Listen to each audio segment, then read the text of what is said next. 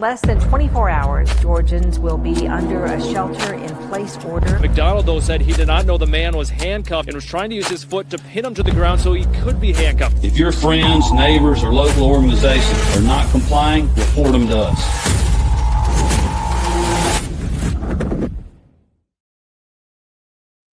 Howdy, everybody, and welcome to the final episode of the Free Georgia podcast. My name is Jake Green, joined by my co-host, Cat Hartley. Cat, how you doing? I'm great. How are you doing? I'm doing pretty good. We got a great topic today. I'm excited about it. We got a great guest coming on here in a minute. But yeah, I've been doing this podcast for 5.5 years. Free Georgia podcast, and it is going to come to an end now, and we're going to rebrand, and you and I are going to launch something different than what this is. We're going to go away from LP Georgia and kind of be our own independent thing, much like Liberty Libations, much like Banished Big Brother, and a few other projects that grew out of LP Georgia, which just goes to show, like, LP Georgia is a great incubator for phenomenal ideas that then go off into the private sector. So I think that's a good strategy for LP things, is to branch off into the private sector and get people to actually care about things other than politics, which is kind of what we're doing with the new show. And Kat, would you like to announce the name of the new show? It is the Free Girl Theory. There we go. Heck yeah. And why did you, just real quick, like, why did you want to go that direction, and what are going to be your primary areas of focus, especially at the beginning? So basically, I just kind of wanted to expand from just covering things that pertain to Georgia and Georgia politics. Because I do, look at a lot of things that are like foreign policy and things, around the country. I still, obviously care about Georgia and care about Georgia politics, and think that there are a lot of relevant things that happen here that, will affect the rest of the country. So, we'll still talk about things here in Georgia, but I kind of wanted to have more like freedom to talk about things that I, I'm concerned about with not just Georgia, but the rest of the country. Yeah. Heck yeah. I dig it. I'll be, and it's still going to be very libertarian, like minded and everything. Cause I'm still a libertarian. It'll just be more than just the local politics stuff. That is completely fair.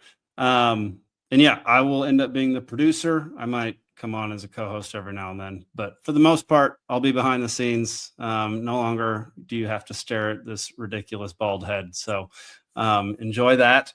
And if you want to learn more about the Libertarian Party of Georgia, head on over to lpgeorgia.com. A lot of great people over there, a lot of great things happening.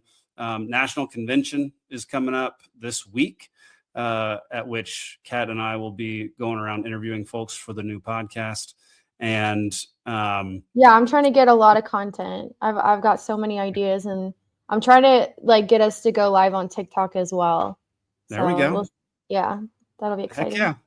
I'm excited. Yeah. So look forward to that. You won't have to follow anything new on socials. We're just going to rebrand the socials, so you won't have to go find us anymore.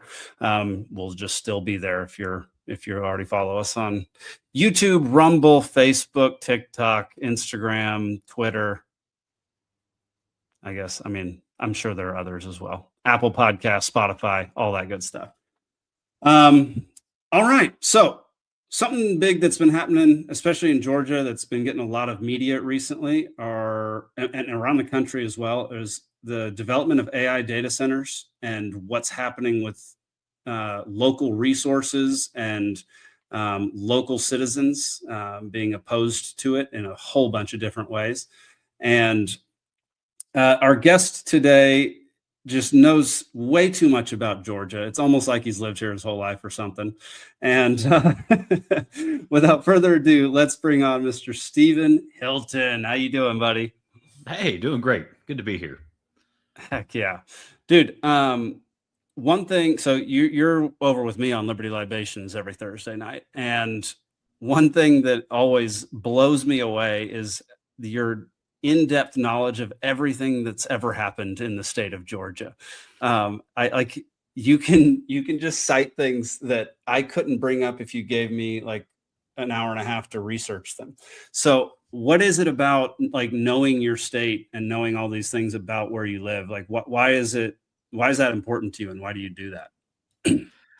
It's just something that caught on, I guess, really once I started drawing a paycheck. That was, once I started seeing a third of it going away before I saw any of it, that stuff kind of mattered to me. And I blame my dad for a lot of that too. My dad was a police officer his whole career. And so growing up, anytime I was in the truck with him, it was, it was Neil Bortz, Rush Limbaugh, that kind of stuff, but it was, drive time, talk radio. And then, early adulthood, spent a lot of time in the truck. And that's what I would listen to was, just daytime talk radio, whether it was Laura Ingraham or Michael Savage or, Rush Limbaugh, Neil Bortz, all those guys. Of course, later Sean Hannity, and then not Sean Hannity after he was very rude to Ron Paul when he ran for president. So, tuned out of him on that. But, it's just those are the kind of things that seeing national, and then, particularly in the last 10 years, seeing things that were, happening on a national scale now coming to the Southeast, not just the Southeast, but like Georgia and Metro Atlanta, and now, my hometown. Just, having the blessing and the curse of having paid attention for the last, 15, 20 years. You start to kind of connect some dots after that.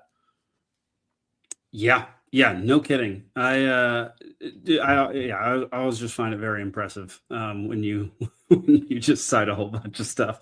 And you brought receipts with you on this episode. Kat brought some videos for us to watch.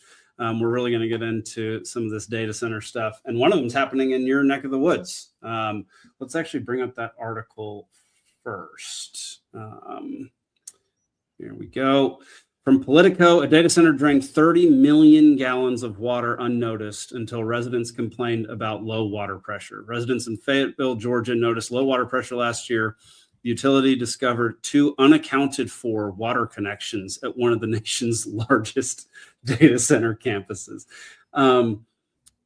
Stephen, what do you think the odds are that those 2 unaccounted for water connections were actually unaccounted for and weren't ever observed or approved? That is a very low possibility in my mind. There's some great folks at the local water authority, but oddly specific number on the volume. If you just say, hey, they've been siphoning off water, we don't know how much. This is what they had the capability to do. But they've been very sure, and this has been corroborated through multiple sources, even the local paper, it's 30 million gallons. Well, that tells me that's hooked up to a meter. Yeah. If it's hooked up to a meter, it's not unaccounted for. Right. Yeah. So someone gave them the key to the valve. Seriously. We have a video of some of the local Fayetteville residents talking about this, and here they are. I think it's a city council meeting. Water usage. You can drive an hour from here in Fayetteville, Georgia, literally just 2 counties over. A QTS data center used 29 million gallons of unauthorized water usage, destroying water pressure for the surrounding communities, impacting the lives of citizens and businesses. They were billed $147,000 in retroactive charges with no penalties. Why no penalties? Because, quote unquote, they need to maintain partnership with their largest customer. The one that lied to them and stole from them, with friends like this, who needs enemies? Most importantly, there is no criminal liability, right? So if there is no fine, even if there was, if you fine someone $1 and they made 100, you've effectively legalized their criminality. Yeah. So I guess this is in a neighboring county, but they're talking about the Fayetteville data center. Well, because simultaneously you have one. There's several in Coweta County, which is our neighboring county, and the one in particular that everyone's upset with is Project Sail, is what it's called, and it's like 829 acres. Apparently, it was an eagle sanctuary, and these folks just print money. So what did they do? They relocated the eagles. Now it's not an eagle sanctuary anymore. Yeah. One of the speakers at the convention, gosh, I forget what his name is, but he's very controversial because his father owns like a ranch, and they were having disputes over where he could send the cows to graze. Mhm. And it's crazy because the land that he was grazing on, they closed it off to protect turtles, like an endangered turtle species. So it's crazy that they will relocate the eagles for a data center, but for like grazing cows, it's like, no, sorry, we got to protect these endangered turtles. To be fair, I have heard that cows go on mass murder campaigns of turtles, so it would make sense they would try to protect the turtles. Well, I mean, the turtles was a big issue, you know, when Savannah just recently dredged their ports last, couple of years. Because they wanted to widen the ports and make them a little deeper. And then they were in the path of some tortoise migration, and they were able to relocate them, but I think it took like 2 years or something like that, because those, you can't just pick them up and put them somewhere else. Apparently, like you have to kind of gradually shift them. And Hilarious. Yeah. So that's the turtles. That's one of the protected species that will absolutely shut down any kind of project. You know, if it's the gopher tortoise is one that comes to mind. So I'm a land surveyor. So I've been done a lot of telecom surveys over the last 20 years, all over the Southeast, really all over the country, but mainly all over the Southeast. And the gopher tortoises, if those pop up, holy moly, you're not building a cell phone tower. That's so crazy, man. They get really intense about this stuff. Let's see. Is there a good segue to another video from Georgia, or is there another thing you wanted to talk about with the Fayette County one, Steven? Well, if you go to the Q Public link, this would be a good segue from the guy that was speaking at the council meeting. Yeah. Because he's like, why? So if you scroll down to, there's a section where it says sales. Okay. And there you go. Okay, so you go back to 2022. Okay, so you see in June 30th of 2022. Oh my God. The Fayette Development Authority bought it from Mr. Walls for $1.3 million. This dude thought he just struck gold, I'm sure, because he bought it in 1985 for $55,000. Okay, so he sells it to Fayette Development Authority. Fayette Development Authority turns around 2 days later and sells it for almost $154 million. And that's one of those things where it's like, okay, so why aren't these folks being fined? Well, that's why. They're as a Fayette County taxpayer, where did that money go? And why did my taxes go up that year? Oh, dude, that is such an interesting, I got to imagine the budget for Fayette County is nowhere near $153 million a year. So that should have eliminated your taxes for at least a few years. Of course. And the schools should have been fully funded. We don't need a SPLOST, because the SPLOST just recently, that was a big thing. Since 2022, they passed one recently that it's supposed to generate $100 million over a decade. It was supposed to shore up any kind of budget deficits in the school board. And, oddly enough, SPLOST passes, it raises more money than expected, but also same year, the school board publishes almost a $20 million deficit. Surprise, surprise. That's a whole separate mess. So I just want to make sure that, especially this being a libertarian podcast, let's focus our frustration where it's due. Okay. First and foremost, anything that these things are doing to our community and our resources, they first had the help and the okay of our government. And that's, yes. I think that's the important thing to pay attention to here. And there's a guy running for a local real estate attorney, and he's out of Peachtree City. He's running for a county commission seat, and it's the main focus of his campaign to get the data centers out. And there's some, I don't know, we'll call it a conspiracy theory that Peachtree City was going to try to annex. There was a big property one of the developers bought from the Mormon church. It's on the west side of Lake McIntosh. It's in the Coweta side, and he said, hey, you guys can't annex this. You're not going to punch TDK Boulevard across the lake and build this. You're not going to build this data center over there in this campus. And of course, then Peachtree City Council was like, well, what are you talking about? Turns out they went up to Kennesaw and had a meeting not on the public agenda. They actually did discuss the purpose of annexing some of this land, allowing a logistics center that would also have a data center. Of course. Yeah. And so then this guy being the attorney that he is, gets them to actually release this recording that they were trying to hide from the public. And so that's kind of, turbocharged his whole campaign. But, his big thing was going against the Fayetteville data center.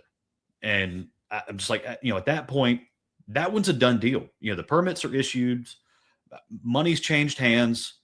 It's, they've already funded, and QTS, by the way, is like the Chick-fil-A of data centers. I mean, seriously, like they don't finance squat. They're all fully, like their project is funded from start to beginning or from start to finish before they even break ground. Wow. Yeah. And that's Chick-fil-A. They have a no debt model as well, from my understanding. And that's what I remember. And QTS, believe it or not, they actually do really, really care about the environment. There's with these kind of regulations as well, like it's really important to make the distinction. There's good enough, and then there's good. Right. They're good. They're good with their environmental standards. They go above and beyond what's asked for them. Okay. Are there still some issues? Of course there are. Because it's life, and there's always issues with something. There you go. We just have to trust, and we also have to be vigilant enough and participate in our local processes to where safeguards are put in place. Yeah. But by the time you see them moving dirt, it's a done deal. You can protest it, but if they go shut this thing down and say, never mind, the local government is going to owe them so much money, it's going to bankrupt your government.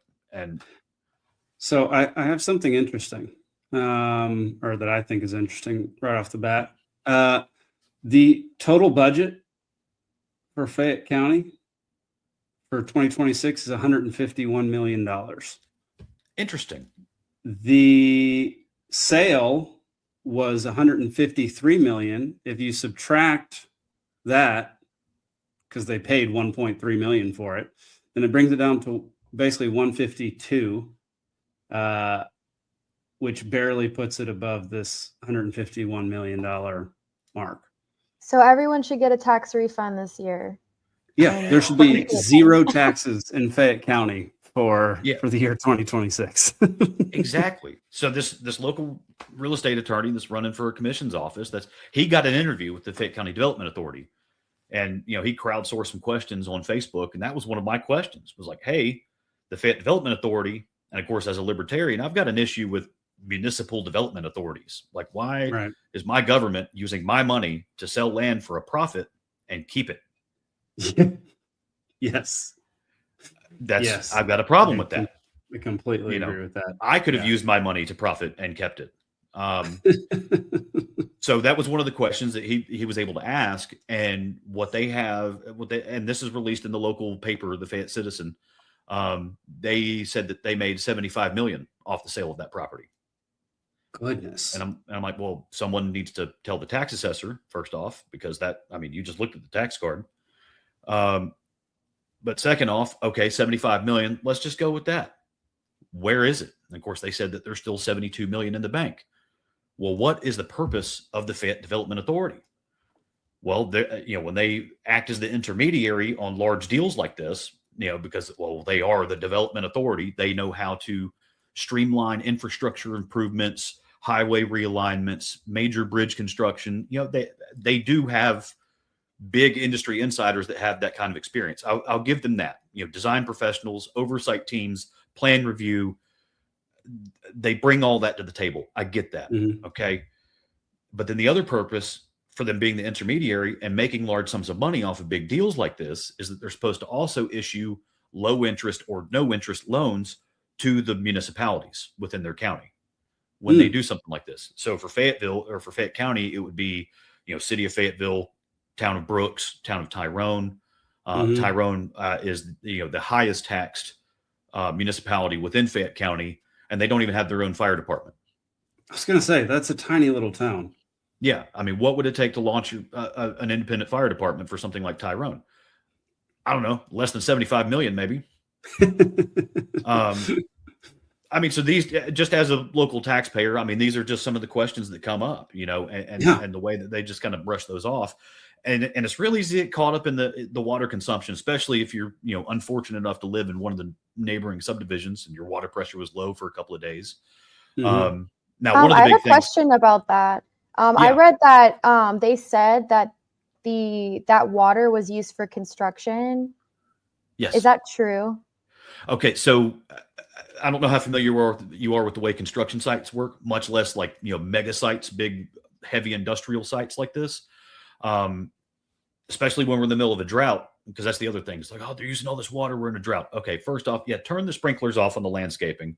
The ones that when people are driving by the highway, that doesn't look good. Turn that off. Like you can plant a new ficus in the fall when the drought is over. Okay. But the rest of the construction site, I mean, so all total it's 600 acres. I think right now they've got like 100 acres, something like that under development. So this is all, just bare dirt. The wind's blowing across it. So they have to run water trucks to spray the dirt to keep it moist, so dust doesn't blow and choke everybody out, just downwind of this thing. And then also because, sometimes it does rain, and when the water truck comes through as well, there's mud on the site. So any of the trucks that are entering and exiting, or mainly when they're exiting, there's a truck wash. You have to hit the truck wash, because if you get mud on the highway, that's also a big issue. And they do issue fines for that, because that's not county authority. If it's on the state highway, that's a state road. Even the side streets, they'll issue fines for that. So they have the truck washes. So you have, I think the last stat that I heard, there was like 3,000 people, just laborers, everybody that's working, all that kind of stuff. There's 3,000 people on that site. So let's say half of them have trucks. They might carpool. So that's 1,500 trucks in and out of there every day. Okay. And they're all having to get washed off if the ones that are actually on the site. So let's say, probably half of those, several hundred of these things are washing off multiple times a day, because they go break for lunch, they come back, they have to go get supplies, they have to go back to the office, all that kind of stuff. And so, they recirculate the water in the truck wash, but, eventually you got to get a fresh supply. So you got the water trucks, you got the truck washes, and then you have, actual water consumption, because they're spraying down the heavy machinery. They're washing it off too. And then meanwhile, you do have, I think 3 of the buildings are fully online right now. So they are, they're running their cooling systems, and that, we can get into that too, because so these do use a closed loop system. Now, exactly how much water does that use? I'm not that kind of scientist. It's going to use quite a bit, man. Our friend's house up here is heated with water. And it, like, they got to refill the dadgum thing regularly. So it's not, it doesn't just stay good forever. Well, and here's the other blunder, I think, is, so there's a lot of back and forth right now too, because the community's all up in arms. And I think there's 7 of these hyperscale data centers that are trying to come to Coweta County simultaneously.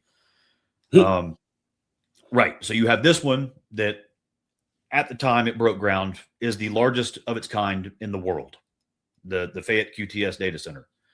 I don't know how many billions of dollars are going into the construction of this thing, but they were talking. The news reports are all different. I've heard 10 buildings. I've read 16 buildings. But yeah, at least 10 of these things. And I don't know if you've driven past it on the highway, Cat. I mean, this thing, they're huge. I think I looked at it on Google Earth, the one you can see, and it's like 12 acres under the roof. It's just one of these things. And of course, I think that's the biggest one. That's so big. But yeah, so the guy, that's running for commissioner, he's trying to put the heat on these guys. And so he landed an interview with, local newspaper, local development authority, some other folks, zoning department, because he just wanted some answers.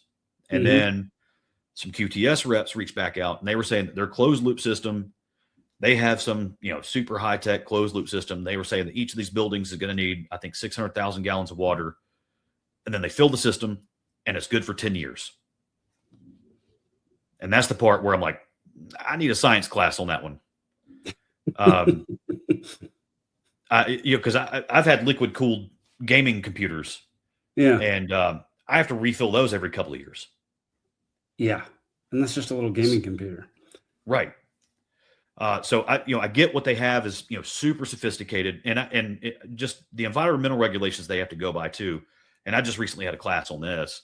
So the GSWCC, the Georgia Soil and Water Conservation Commission, they have all these rules. And so in Georgia, the Georgia EPD, the Environmental Department of Georgia, they act as the presiding jurisdiction. So there is no federal EPA in the state of Georgia. It's Georgia EPD. They are the federal EPA within the state boundaries. So they put out all these regulations that, if you're going to do any kind of construction activity, even if it's building your own house, within 200 feet of state waters or a perennial stream or any of that, you have to go by all these guidelines. And then if you're going to re-release water back into the stream, it has to be re-released within 1/10 of a degree of its native temperature. Whoa! Because otherwise you're destroying habitats downstream. And oil spills, as it comes to environmental disasters, oil spills, chemical spills, those are actually preferable. And I know that sounds horrible to say, but there's all kind of stuff you can pitch in the water with it that just turns that stuff into a goop, and you can scoop it out, and it's easily managed. Silt is the number one thing that will destroy a stream or a river. It blocks out the sun, blocks out the sunlight, kills bacteria that's on the bed that's essential for things to grow.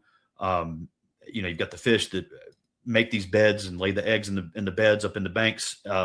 Silt gets in that, chokes them out, done deal. I mean, it's like a nuke went off. You're just killing entire habitats. Whereas, the oil and chemicals, they kind of float at the top.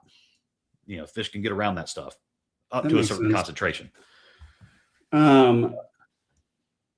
Question. So you sent me a map with the Georgia rivers. Yeah. I want to bring that up real quick.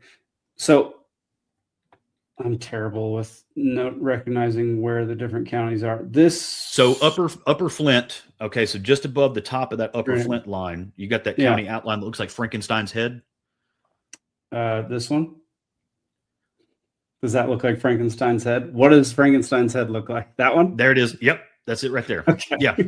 That's Fayette County. Okay. Got it. So that's and the Flint actually starts, fun fact, the Flint actually starts under Hartsfield Jackson Atlanta Airport. Whoa. So wait, that's the airport? Yes. The airport's like okay. here, right? The Atlanta Airport is the mouth of the Flint River. It's built right on top of it. So where that top point is, or does it actually? No, it goes further. It actually goes up a little higher. Yeah. Oh, okay. Because as it comes through Fayette County, there's a lot of tributaries that run through Fayette County. I mean, we've got Cabin Creek, Whitewater Creek, Line Creek. All of these are huge feeder creeks. And of course, if you're going to do any subdividing of land, developing of land in Fayette County, they're also concerned if you're in what's called a groundwater recharge area, which, from my understanding, it's about 1/3 of the county is what's called a groundwater recharge area. So they are very protective of their aquifer. And so it's real easy to hear these numbers of 30 million gallons. Oh man. And then you look at it and I don't think they stole that in 1 year. That was since it started. Right. Which is still a lot, because for a guy like me, I think it takes 5,000 gallons to fill up a swimming pool. So my concept of that kind of water usage is that's a big number, but what is it really? Because there's a brewery. There's a brewery in Missoula, or no, in up here in Montana that uses, I think it's 5 million gallons of water a day. Yeah. There you go. Yeah. What do they do with that water? They brew beer. Best use of water on earth, There you go. Yeah. And guaranteed 5 to 10% of that just evaporates while they're brewing. Yeah. And they just let it all up in the air. And that's there is an open air concept to data centers. But a lot of the more environmentally conscious municipalities, they're kind of catching up to this trend. They're requiring the closed loop system because it does catch evaporation. It does. Yeah, much better. It keeps resources more plentiful. Yeah. Yeah. Now, is it 100% capture? Again, I'm going to need a science lesson on that, because that sounds fantastic. Like, how do we do that for everybody at that point? Seriously. I mean, so we'll pivot slightly. One of the big issues that people are having with what's going on right now in Georgia is the eminent domain crap, where we were kind of talking about it before the show started. People are getting their land seized by the Public Service Commission and given to these data centers in order to run lines or use them for their systems. And let's see, Cat, this is the picture, right, that you had for this one? You're muted, Cat. So that is for a 35-mile high voltage transmission, which I don't know what that is exactly, but it is for it's a power line. Oh, it's a power line. Yeah. Like for these data centers. Yeah. And it runs through, we actually have a video. Hang on, let me pull up a video of a woman talking about this. Here we go.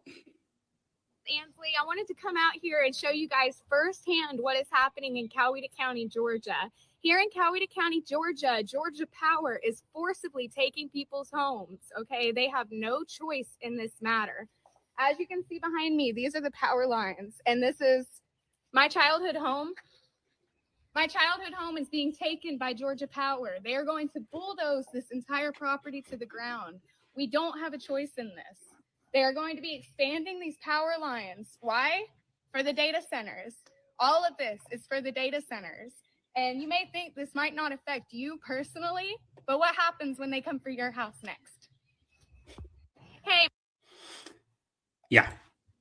And so that's what's happening in Georgia. Is they're taking people's homes, taking parts of people's land, just running through all these places. And Stephen, you were talking about the PSC and how they approved this stuff a while back. Can you talk about that for a second? Yeah. So again, it's my understanding the way this works is for the PSC to roll out this plan. And of course, that's the Public Service Commission. We do get to vote on these people. Mostly. Yeah, exactly. Yeah, right. At least the two major parties are represented there. But this plan was put in place almost a decade ago, and it was based on population growth, projected population growth, and demographic shifts. So they see, people are moving. The population is growing, in the suburban area of Metro Atlanta out of the city centers, and they're looking at where these densities are clustering around the metro areas. And that's where they run their high voltage power line. And by the way, we're talking about, the 300 kV line. These are the 100-foot tall concrete poles. Like, these aren't just these aren't just the standard, like, oh, that's a big power line. I mean, this is a big power line. I mean, this is how they power entire cities, basically. Which so basically, go ahead, Kat.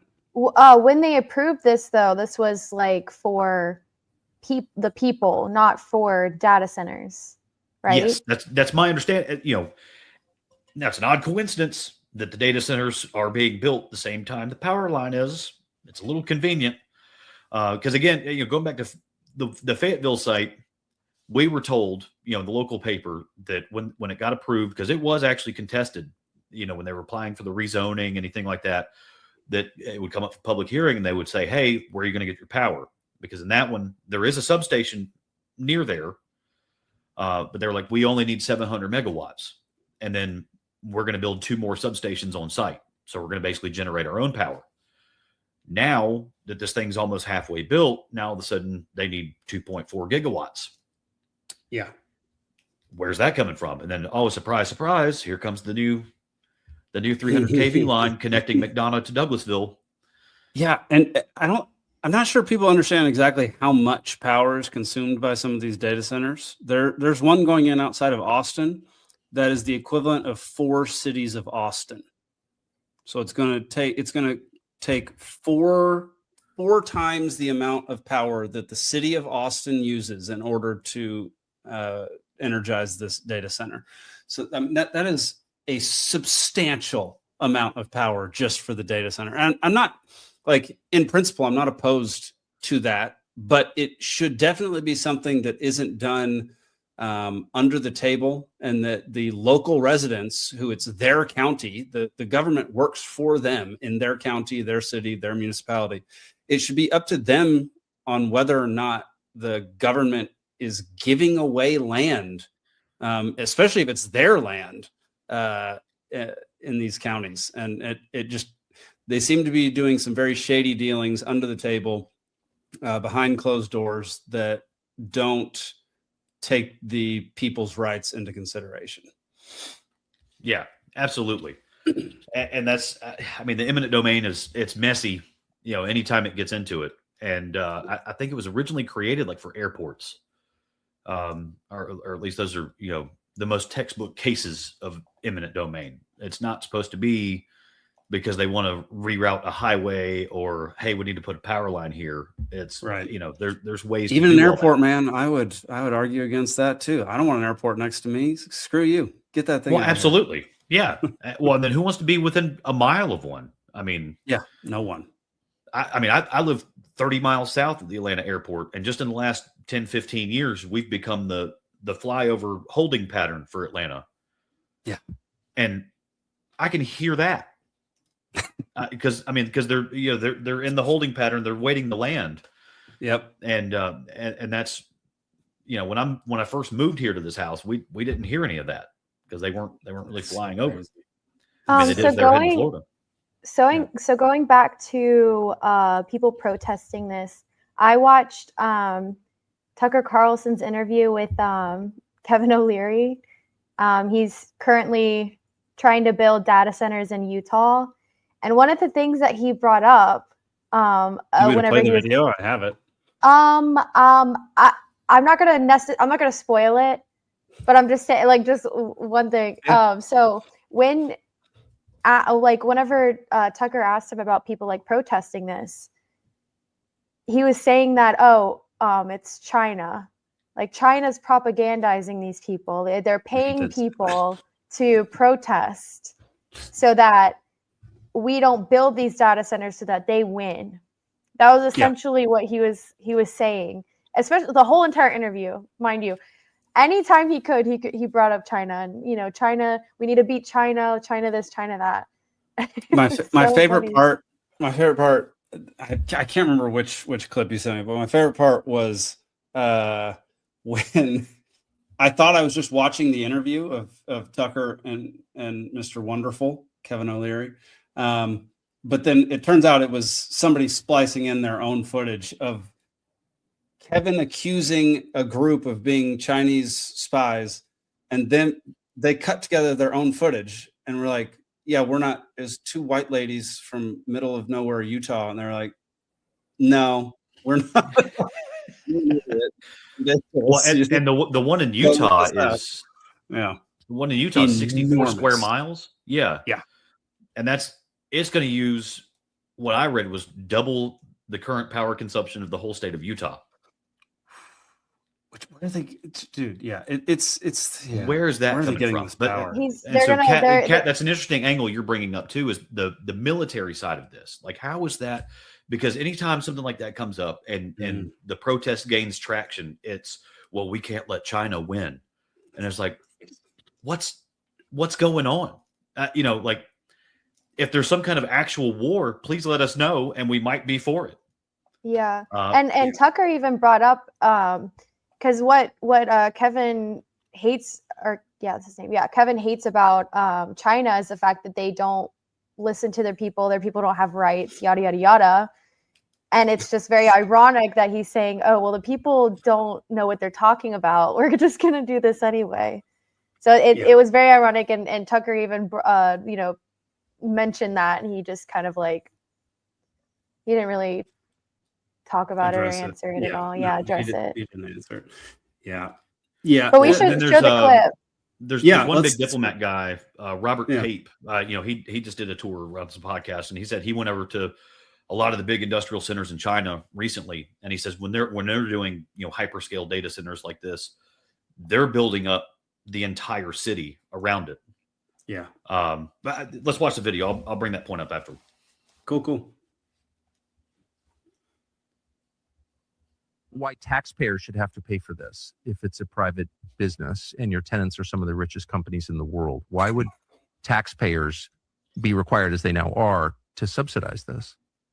They don't necessarily have to do that. They just won't win any contracts. It's a competition. But why are you getting tax breaks is my question. Yeah, everybody, you go back and you say, what incentives can you give us to invest $15 billion in the first 1.5 gigs? That's what it takes. I have to go raise $15 billion. That's just okay, but anyone who starts. Pause real quick. Sorry. As Julian Dorian pointed out on his podcast, he's going to employ like 40 locals, and that's it. It's like nobody local is going to, like, you're not bringing anything good to the economy. You're just sucking resources from it, and you're getting tax incentives. Sorry, keep going. We'll keep going. It's a business. Why should taxpayers have to pony up for that? They don't. But well, of course they do. If you're getting a tax break and they're not, they're making up the difference. There's a state budget. Hey, that's no problem. That's no problem. I can build it in Texas. I can build it in Jacksonville, Mississippi. But why, if it's such a good business, would you be asking taxpayers to help pay for it without giving them equity in the company? Are you giving taxpayers shares? No, the investors get the shares. But here's why they would do it. Why would the taxpayers have to? I mean, in other words, if you want to start a business, but why am I, as a taxpayer, forced to pay for your business? I don't get it. Let me ask, though, about why taxpayers should have to pay for it. I love Tucker. He knows immediately when somebody's about to avoid the actual question. Oh, yeah. It's so great. But yeah, like Julian pointed out that he's not employing anybody. He's acting as though it's going to be some big boon for the local economy. But like, oh, we're investing $15 billion into it. Okay, well, none of that's going into the people there. Like, it's going to be all out-of-state contractors who come in and build this thing, and you're going to just suck a bunch of resources out of the state where people don't want it built. And he was saying, though, that AI itself is going to be creating jobs. And Tucker was like, "What jobs?" And he said, "I don't know, but they're going to create jobs." And he was like, he kind of listed a couple things, but I feel like the jobs that AI will be taking, like the number is going to be higher than the ones that they're going to be creating. But I mean, saying that the AI will create jobs is very like, it's not like concrete, like, oh, in this community, this many jobs will be created. Just saying, oh yeah, well, AI will create jobs is not really like answering the question. Yeah. No, well, and then, I mean, as a local guy, I'm kind of on Tucker's side with this too, of, if you're getting tax incentives, what's in it for me? Like if you're there to boost internet speed and make the internet more reliable, right? Because that's kind of where Fayette County is too, is, the way the internet runs, it comes up from Macon, it actually, goes through Fayette County and then goes up to Atlanta to Georgia Tech. And then it spider webs out from there, the main backbone of the internet. So like, if you're there to make the internet more stable and faster, can we at least get like free Wi-Fi while we're downtown? Like, I mean, something. I mean, like that's a drop in the bucket, and it would be like, oh, living here is so cool. I'm so glad we have this monstrous building down the street. Right. Yes. Look at this half price ice cream on Fridays and my free Wi-Fi. That's fantastic.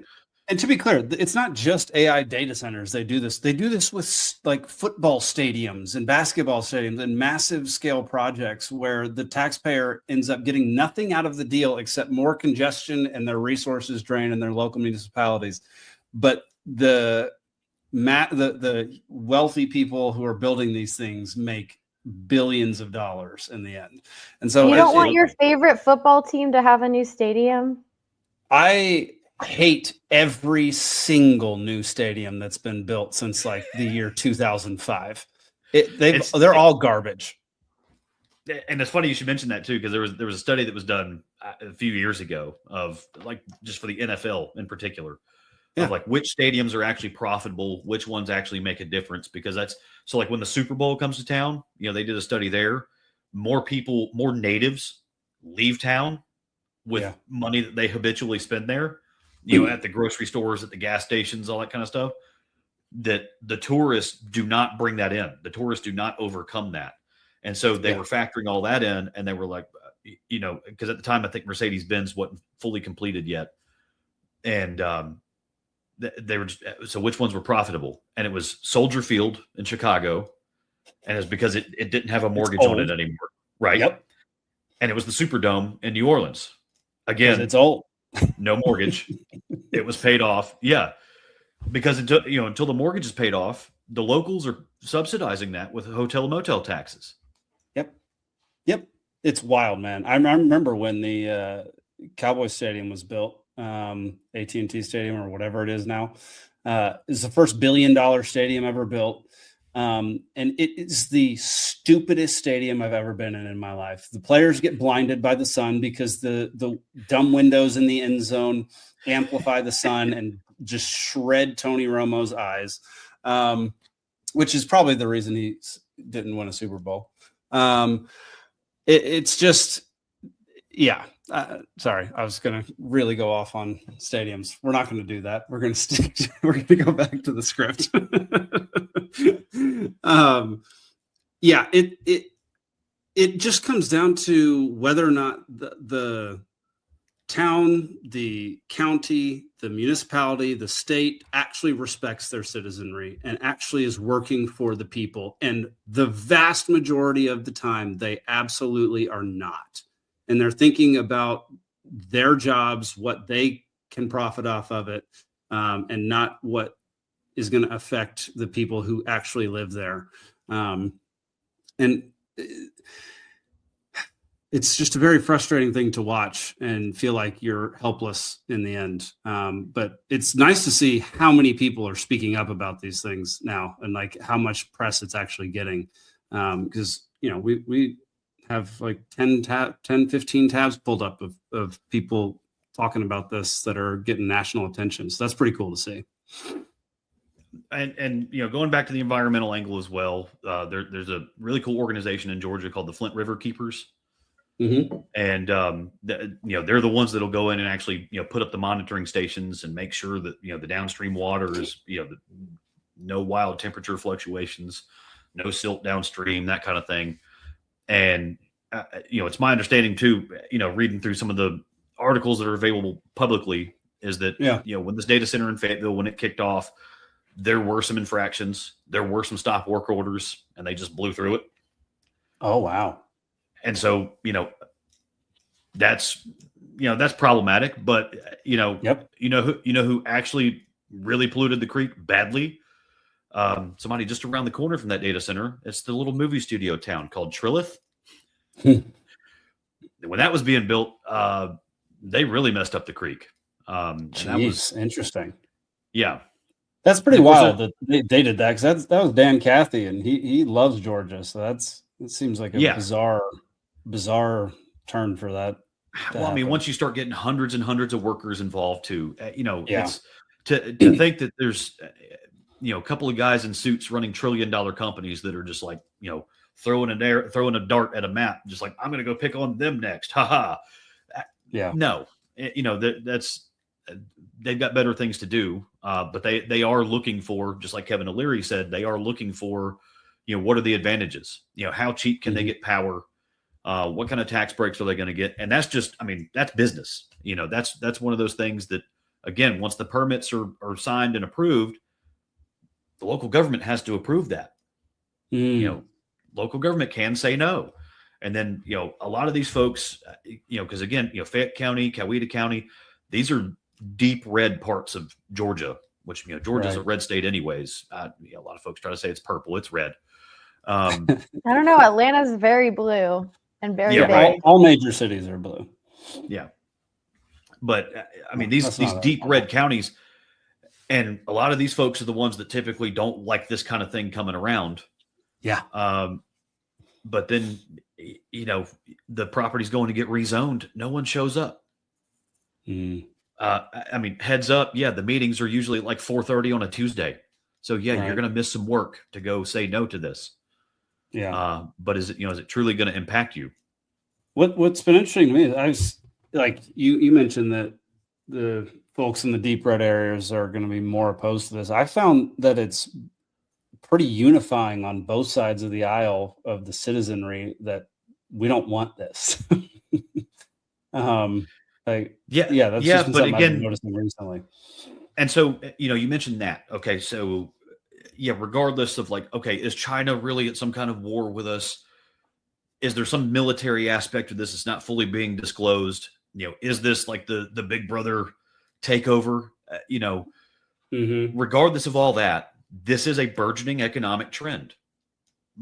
It's an international burgeoning economic trend. And so for your town or for your area to keep up with the times, you're going to have one of these things. It's just, the question is, how big is it going to be? But I feel like it's very disproportionate in Georgia.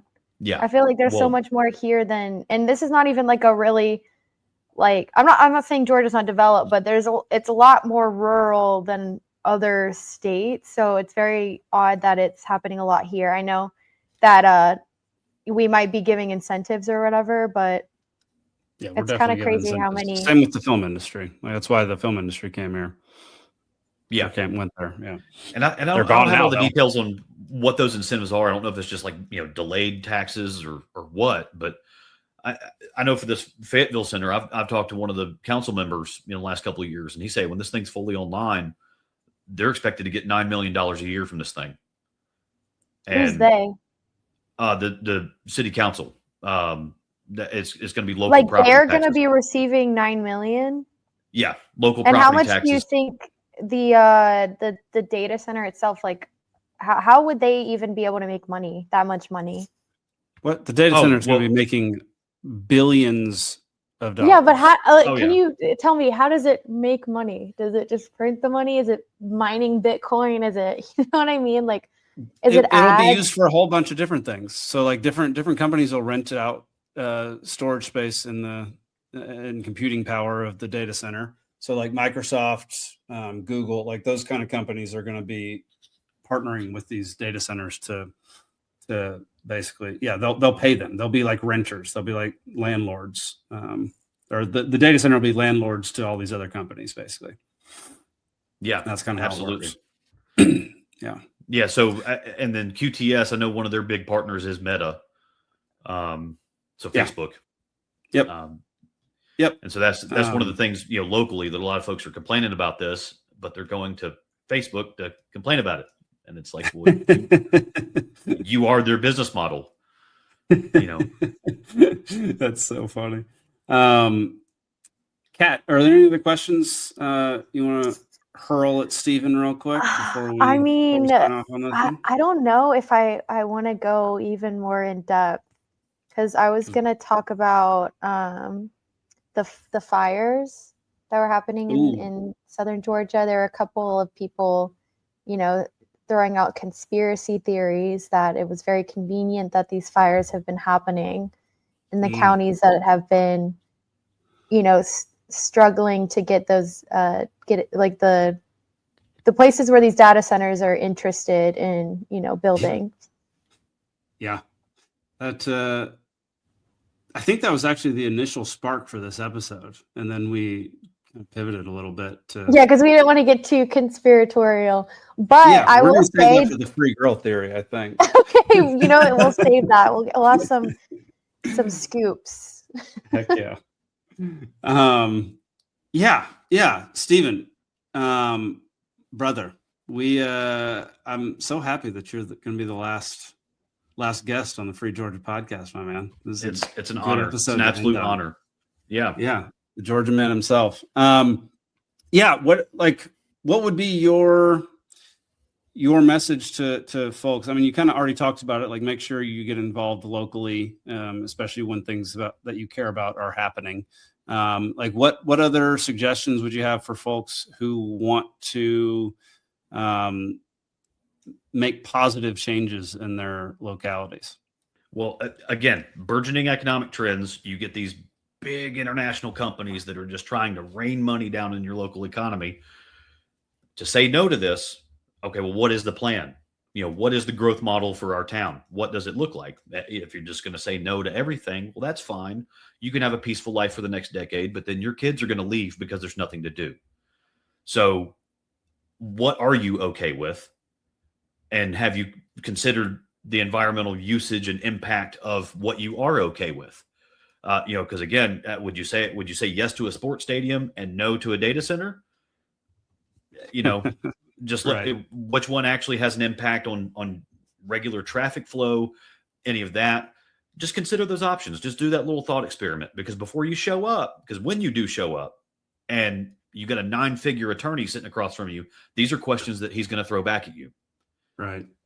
Guaranteed. And again, and then not only that, but if you're showing up at the rezoning meeting, if you're coming in at this thing on square one, you're going to be looking across at the farmer that grew up in your town, and he's going to ask you what usage of his property that you're okay with. How else is he going to retire, and how can you crowdsource his retirement? Because again, libertarians here, do with your property what you want. There is that aspect. So consider that, but somebody comes in, they start gobbling up all the resources. If you're downstream of that, that is affecting your land at that point. Yeah. All of these issues are swirling. It's all the quintessential issues of what makes local politics so great. And they're all just on display right now. And it's great, but just have your compass pointed in the right direction. Make sure that you've done an inventory of what you really want and how it should happen. Because when you show up to oppose these things, the ones that get in front of the microphone that really make the most impact have thought about this, and they have an answer for it. Heck yeah. Dude, that was such a good way to end the show. I very much appreciate you, Cat. Looking forward to our new venture together. Everybody out there who's been watching for the last 5 years, thank y'all for tuning in. I hope y'all tune into the Free Girl Theory, because it's going to be a good one. And keep fighting locally. Focus on your neighborhoods, your towns, your families. Do not worry so much about national politics. You can't do anything to change things nationally. You can change the stuff immediately surrounding you that actually affect the people that you care about and can see on a regular basis. So make sure you keep doing that, because that's far more important than whatever doofus is in the presidency, because they're all ridiculous human beings. So forget about them and worry about your local stuff. Kat, you got any final words for the Free Georgia podcast? It was amazing. I think I was here for a year? Yeah, about a year. And it was exciting, and I love the people that I've met so far through the party. Because I don't think I would have met as many people in the party if I wasn't on this podcast. So I agree, and you've been doing great. Thoroughly enjoyed watching you get more and more excited about doing the show and about doing your own thing. So I'm excited to see where it goes. And y'all, you don't got to change. You don't got to go follow anything new. Like I said at the beginning, we're just going to pivot, and we're going to be the Free Girl Theory. So that'll do it for the Free Georgia podcast. I don't even know what episode number this is. It's like 110 or something like that. We made it past 100 episodes, and that's where we'll leave it. So thank you, Steven. Thank you, brother. Kat. Thank you so much. And we'll see y'all later. Peace.